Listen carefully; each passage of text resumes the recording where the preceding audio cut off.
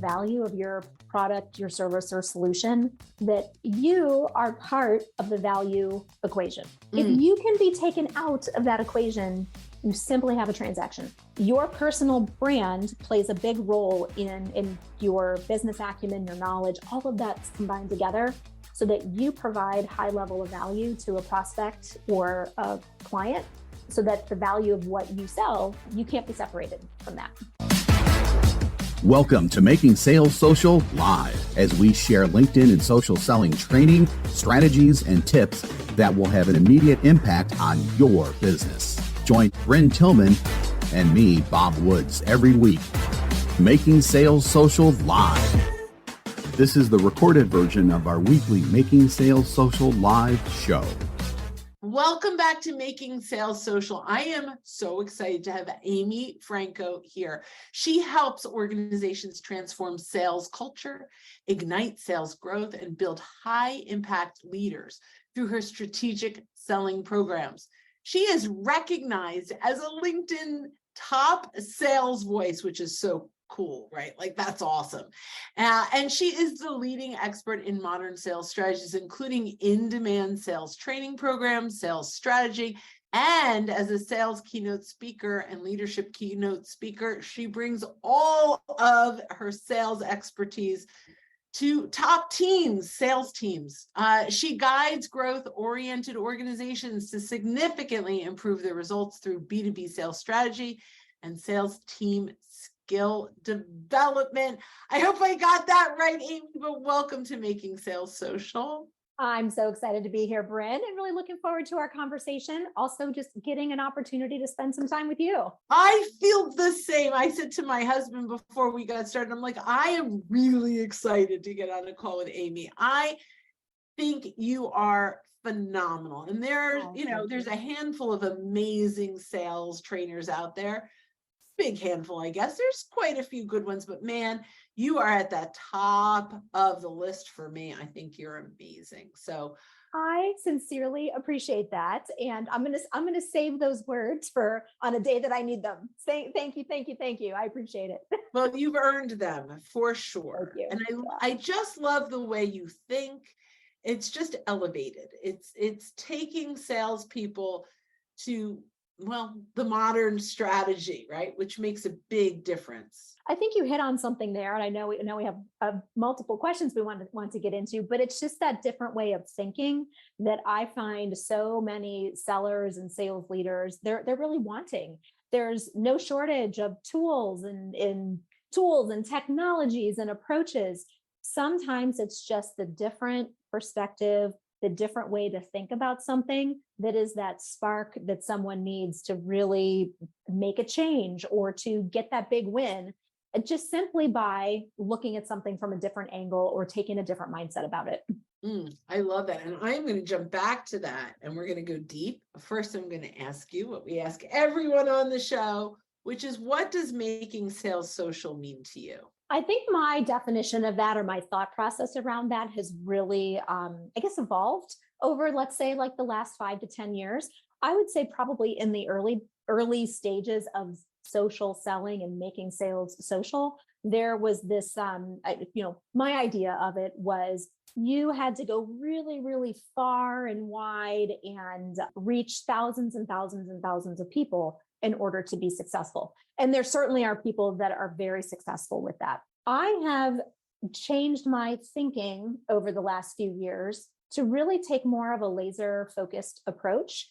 And this is part of what I wrote about in The Modern Seller as well. But the idea of building really focused, strategic, meaningful relationships and using social components, tools, strategies, what have you, to deepen those relationships. So instead of going broad to the masses, which, of course we do through LinkedIn and some of those platforms, but using it to be laser focused and go deeper in the relationships that I have with current clients, and then also using it for building new client relationships. And I love that you talk about that, because, there really has been a significant shift, not just on social, but in sales generally.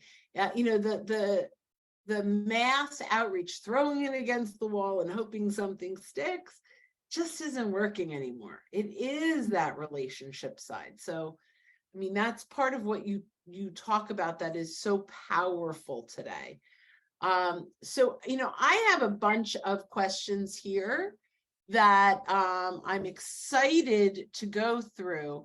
But one of the things when I was doing a little background that I wanted to start with is you talk about the modern seller having these like kind of 5 sections, right? There's the entrepreneurial, the holistic, the social, the ambassador, and the agile. And I Yes. found that to be fascinating. Is it okay if we start there? Yes, let's go ahead and dive into that for sure. Okay. So talk to me about the modern seller and how those pieces play together to really get an advantage in the marketplace. Yeah, so the catalyst for the modern seller was my own evolution in sales and the different types of sales that I have done over my career, and then also what I have just observed in my work with clients. And when I look at sales professionals, and this applies to sales leaders as well. So if we have sales leaders that are watching or listening, there are some capabilities that I have found that help really successful sellers rise above the crowd. And so those are the 5 capabilities of the modern seller. So the first is that a modern seller is agile. And this is really about helping our clients to see around the corner, to anticipate changes, to have our own business acumen about their industries, about our industries that help us to help them be smarter.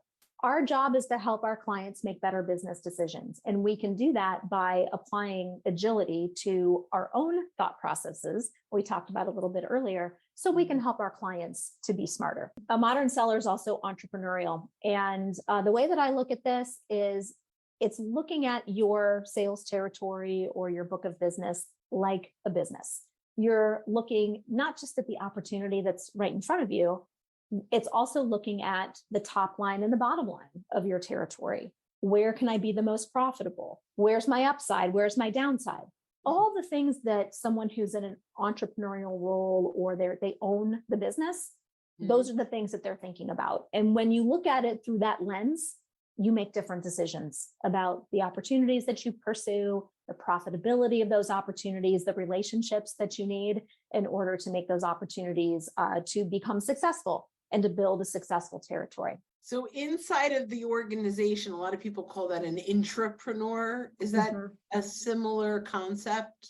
Yeah, there's definitely some similarities to that concept, but I always share with people that are curious about that particular capability that if you look at your territory as if you were running it like a business, how would you maybe look at it differently? And what different decisions would you make? Would you still pursue that same opportunity if it was your business, or might you make a different decision? Would you pull the deal in at the end of the quarter or the end of the year?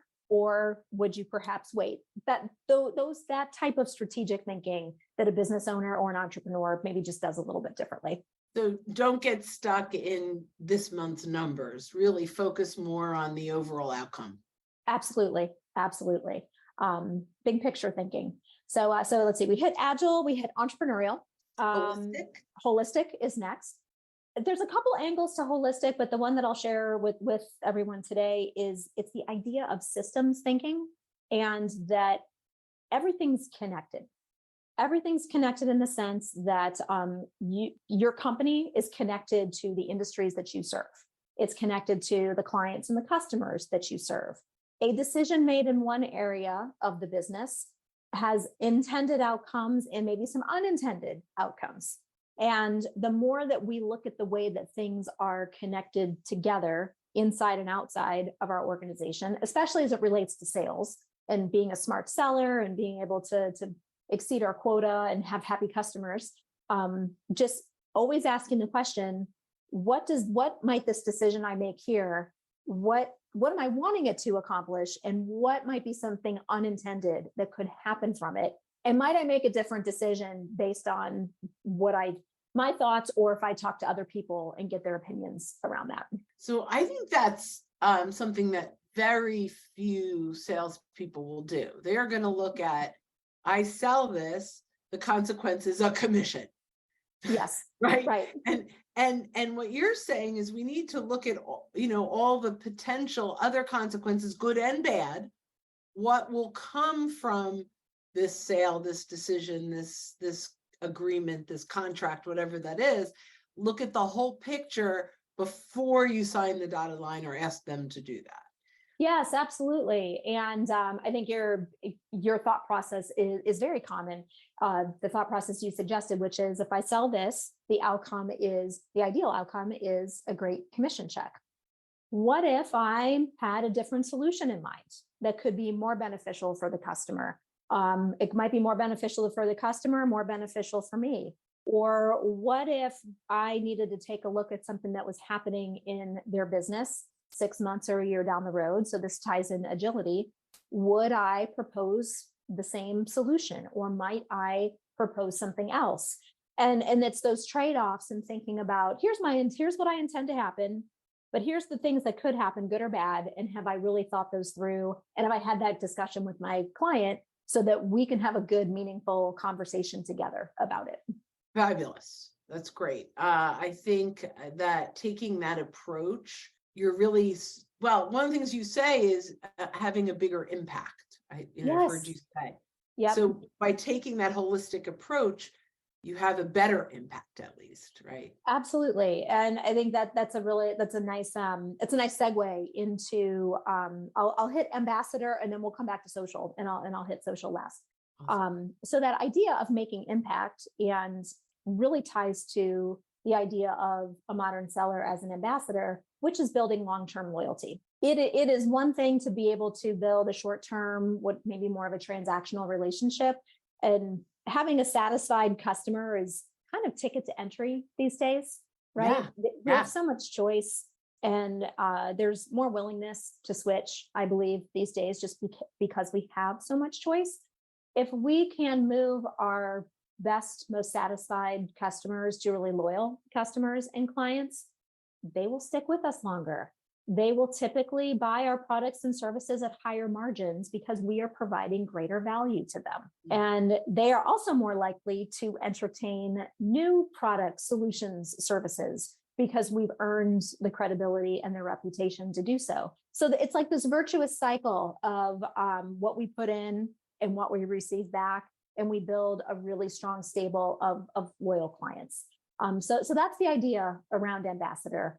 And typically modern sellers who are excellent ambassadors also have a really strong personal brand that you see out in the marketplace, whether it's on tech platforms, social platforms, or it's out in the physical world, in their community or in their industries. So let's do a deeper dive on that. The importance of that personal brand when it comes to, selling, and let's just call it business development, because there are CEOs that are selling all day long, even if they have a sales team. Absolutely. So we'll look at the whole picture of anyone who's out there in a business development role. Maybe it's a client success person who identifies, other opportunities inside of their accounts. But why is a personal brand so important? You talk a little bit about that. Yeah, if I were to maybe put a bow on that with 2 or 3 ideas around personal brands, and you said something about the client success manager that it just got me thinking that, this conversation is very much for the outward facing sales professional or sales leader, but someone who's inside of an organization, your personal brand is just as important, even if you are not, stepping foot outside your physical office to go see a customer. But if I were to maybe offer up 2 or 3 reasons why, or the strength behind personal brands, first is more of a personal reason, which is you take your personal brand with you wherever you go, whatever company you are working for today, or if you are an entrepreneur, wherever you happen to be on your journey, your personal brand goes with you everywhere. And it really pays to nurture that personal brand in a way that's genuine, in a way that reflects not only who you are today, but who you want to be in the future, to not neglect it. It's like neglecting working out or neglecting good nutrition or sleep. It may not catch up with you today, but it will catch up with you at some point down the road. So just for your own self, maintain a strong personal brand. I'd say maybe a couple of other thoughts around personal brand is personal brand can open doors. Don't underestimate a prospect or even a longtime customer. They will search for you. They will do a Google search. They will do a LinkedIn search. They're not only searching for your company, they're searching for you. And maybe in decades past, before there was so much technological connectivity, maybe that wasn't always the case. But today it absolutely is the case. So they're looking for you as much as they're looking for a company. And then my last thing that I'll share about personal brand, and this goes back to my definition of a modern seller. Part of my definition of a modern seller is that the value of your product, your service, or solution, that you are part of the value equation. If you can be taken out of that equation, you simply have a transaction. Your personal brand plays a big role in your business acumen, your knowledge, all of that's combined together so that you provide high level of value to a prospect or a client, so that the value of what you sell you can't be separated from that. So I love that because, when I'm talking with sales folks and they're like, there's really nothing different about my product than my competitor. That's the answer right there. Right. You are the difference between, between your competitor. And I think really early on when you were saying, there are a lot of people that do what I do, that do what you do. If you put it in like a broad descriptor, I think that's not a bad thing. It's actually a good thing. It shows that there is a need for what it is that we bring to the marketplace. So yes, there will likely be some things that your competitor has or does that have similarities to what you do. But if that's what you believe, that's really, really hard to overcome. Talk about mindset. If you believe that, you're going to have a really hard time being successful in your role, because you have to bring yourself to that conversation and your uniqueness.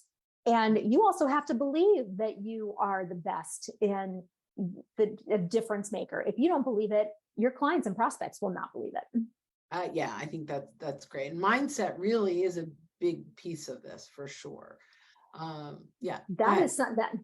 mindset piece is that is something that I've added to my own sales process or my own methodology. I've designed a methodology that I bring and sell into organizations, and mindset is something that I've added to my methodology over, say, the last maybe 2 or 3 years, just to put its own emphasis on it, and how important the way in which we think influences the ways in which we behave, and the ways in which we behave and the consistency of good sales behavior is what drives results. So that's something I've changed in my own methodology that I bring to my clients now. That's awesome. We just recently put together 21 tenets of social selling that it's the core of the mindset. It just in quick little things like detach from what the prospect is worth to you and attach to what you are worth to the prospect. Looking to up your LinkedIn game? The Social Sales Link team has you covered with our LinkedIn Sales Accelerator, a guided social selling program that includes training, coaching, and so much more. Visit socialsaleslink.com/in for more details. Again, that's socialsaleslink.com/in. Little kind of saying mantras that can get, into so you're in the right mindset. So your focus is not on the commission, but the outcome, right? So that's absolutely. And I don't know if this is maybe more of what I've learned along the way with that mindset piece. Is it's like mindset and action are interesting, because we can't sit around waiting for the mindset to change. Sometimes we just have to go do in order to make the mindset happen. So for anybody out there who's maybe feeling stuck with something, you just have to go do. Even if you're not great at doing it, you got to go do. So to prove to yourself you can do it and what you can learn from it, so you can build the mindset. So sometimes you have to reverse engineer your mindset through action. That's awesome. How much of the mindset can you learn from your successes and your losses? Right? I'd say a significant portion of mindset can come from analyzing wins and losses. And of course, there's mindset that we can build just by virtue of the people that we choose to be around. I think there's an organizational mindset too that doesn't get talked about enough Yeah. with like that's the culture piece, but like the organizational mindset. But you can learn a lot about how you can develop your mindset from successes or failures. To me, the difference maker with that is the responsibility piece and really owning what I did well in a sales situation that I would want to repeat again, and what I didn't do well so that I could make some changes for the next time. If I look at it in the lens of how I can be better or how I can continue on with what I've done, that's different than blaming outside factors or when blaming outside factors or looking outside myself, even for success, validation success. And so many salespeople do that. They want the attaboy pat on the back. And that's so important to them that they can get in their own head that if they don't get it today, maybe they're not good. Yes, So absolutely. I love this. So talk to me a little bit about how your concepts around using social selling when prospecting and the role that it plays in the picture. Absolutely. So if I kind of tie this back to the last capability of a modern seller is social. And the way that I have defined that for myself and my business and what I share with my readers is it's the idea of being really strategic about the relationships that you want to be building, relationships within specific opportunities or industries, or maybe even just a new personal goal that you're looking to pursue. We really can't accomplish anything significant without creating great relationships and having access to those relationships. So that's a bit of my philosophy behind relationship building. And when I apply that specifically to your question of prospecting, if I'm looking at a specific, let's say, industry or maybe a specific opportunity, I'm basically looking for 4 high impact relationships. Some of these will sound familiar to people that are watching or listening. I'm looking for the decision makers in that segment or opportunity. I'm looking for centers of influence. I'm looking for individuals or groups that can advocate on my behalf. And then I'm also looking for the potential of strategic partnerships or strategic alliances, those outside relationships. So that's my starting point when I'm looking at prospecting or I'm looking at developing relationships through specific like social relationship building tools like a LinkedIn. That's kind of my starting point of where I look whenever I'm doing that kind of work. I love that, and I'm sure you know this, but I just mentioned you can export your connections and take inventory. So, right. So from LinkedIn, you can go in, export your connections, add a column in the spreadsheet. And what were your 4? So and categorize them. So decision maker, a center of influence, an advocate, or a strategic alliance. Great. Love that. Take inventory, mark them, maybe 10% of your 4,000 connections, which would be 400 people to talk to, might fall under one of those categories. So I think that's brilliant. I love those categories. And to play off of your idea around LinkedIn connections, so another way that I've used that is, so in my organization, we of course have mailing lists. So we add people to our database. We will do an inventory of who's in that database. We do an inventory a couple of times a year just to gauge the engagement level of the mailing list, but also if there are individuals in there that we want to make direct contact with, send an invitation on LinkedIn, use it as a way to continue the conversation. So they've already opted in a way, but now this is just another way to extend the relationship. Or if I'm doing webinars or master classes and I might get lead lists from that, we'll curate the lead lists and look for that 10%, right? That could be potential individuals to have another conversation with. So there's direct reach out to establish that, but also a LinkedIn invitation to start getting that social connection going.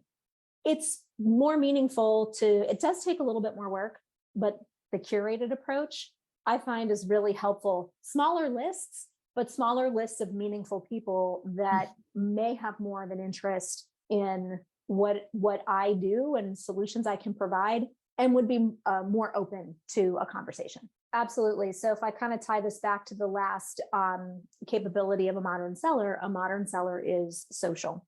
And the way that I have defined that for myself and my business and what I share with my readers is it's the idea of being really strategic about the relationships that you want to be building, relationships within specific opportunities or industries, or maybe even just a new personal goal that you're looking to pursue.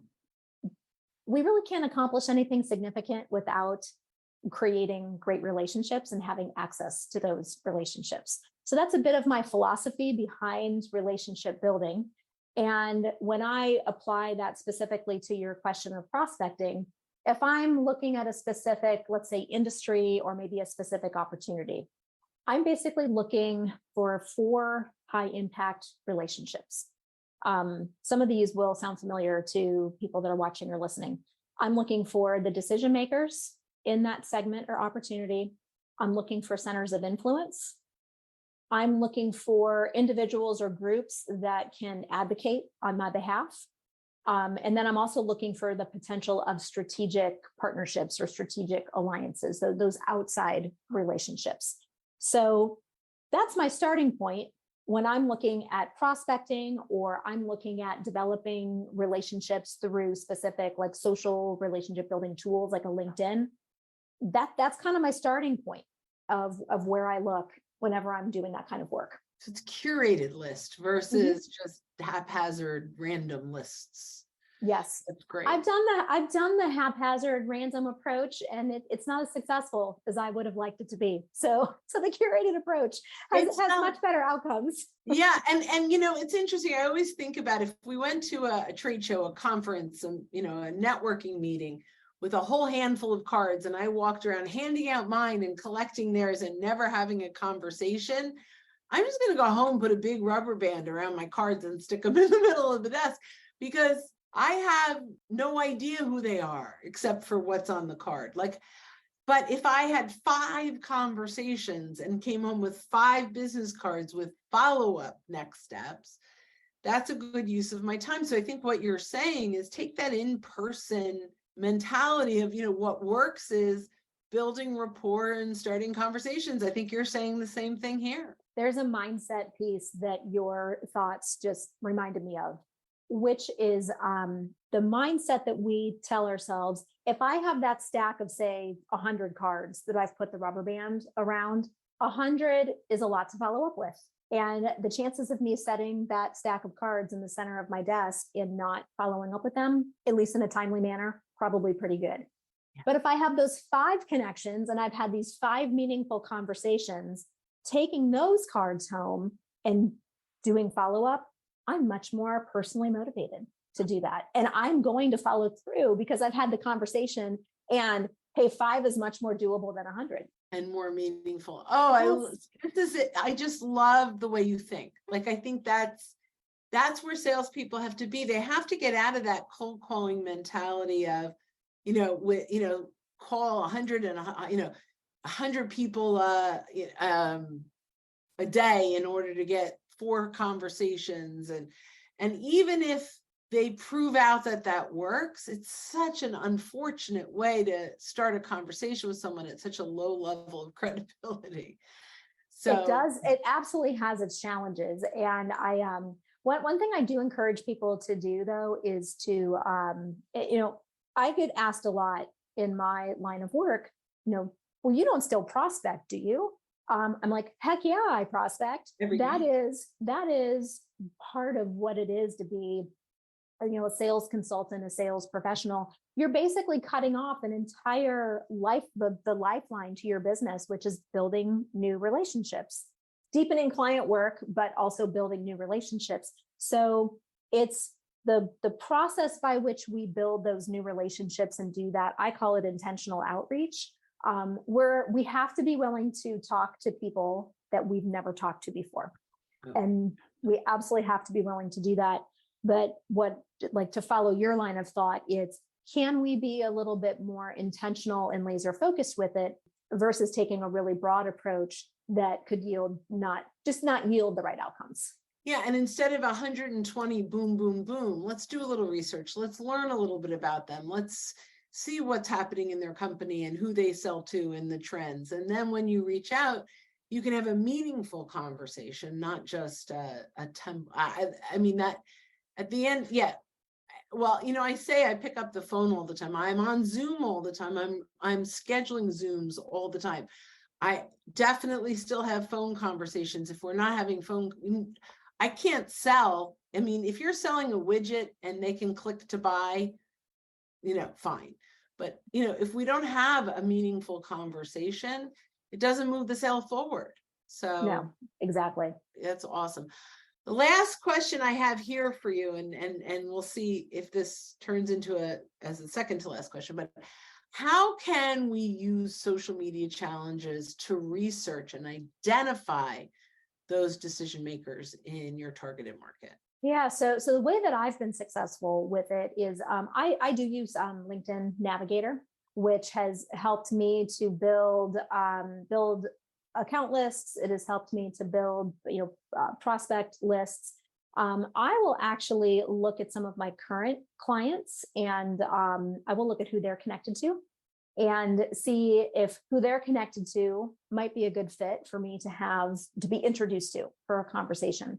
So that's one way that I have built new relationships by doing some research and some homework on my current existing relationships and requesting specific introductions. I take the workload on myself to do that homework, to do that research, so that when I do ask for an introduction, there's some substance behind it. It's meaningful. So that's a very specific tactical way that I've used it to build new relationships. And that's a brilliant way, right? You talked about the joint venture partners or the referral partners and the clients. I mean, once we take inventory and we've identified these folks, leveraging their connections to get introductions is a really powerful way.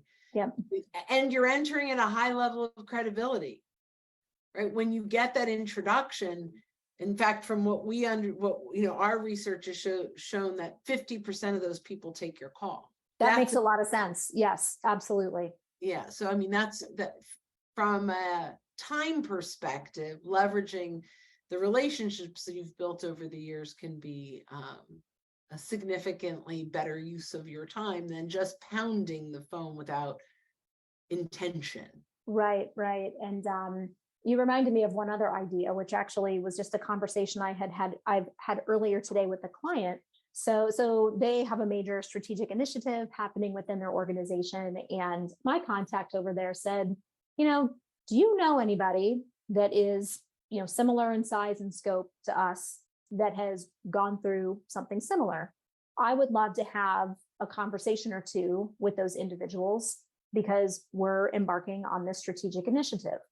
And so I still need to think through how I'd like to approach this, but one of the first places I'm going to go is into my probably Navigator and into my LinkedIn connections to see who I might be connected to that I'm just not thinking of that could be an ideal match for a networking conversation for my client. So it's still a sales conversation in a way, because Sure. Of course it's connected to my client and it's a relationship building piece. If I could find one or two great people for this person to speak with, that just solidifies our relationship and they're getting information that they need. And we can use social tools and social channels to facilitate locating those people. So can I throw a few ideas on the table for this? Yes, let's do it. Okay. So the first one is look on their website and look at all the companies they've worked with, and then search your connections to see if you know anyone at those companies. So the vendor, whoever that vendor is coming in to do the strategic. Yes. Mm-hmm. Oh, Right? that makes a lot of sense. Yeah. So let's say we're bringing in HubSpot from scratch, right? We go to HubSpot and say, who has HubSpot worked with before that looks like us? Are any of us connected to anyone inside that organization?